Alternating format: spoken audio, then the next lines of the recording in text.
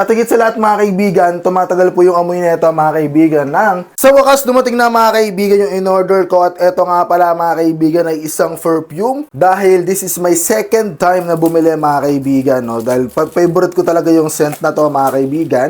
So as you can see, sobrang ganda at higit sa lahat yung packaging niya very secured.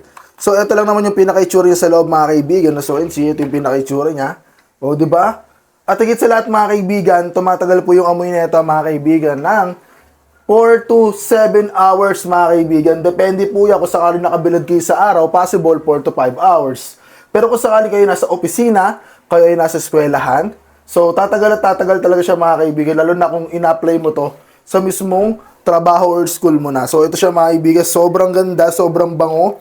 At kung interesado kayong bilhin to mga kaibigan, ilalagay ko na lamang po yung basket sa itaas ng pangalan ko para makapag-order, makapag-avail at makapag-checkout ka na. So, ano pa inaantay mo guys? Kung interesado ko rin bilhin to, click mo na po yung basket sa itaas ng pangalan ko, order na, checkout na, let's go!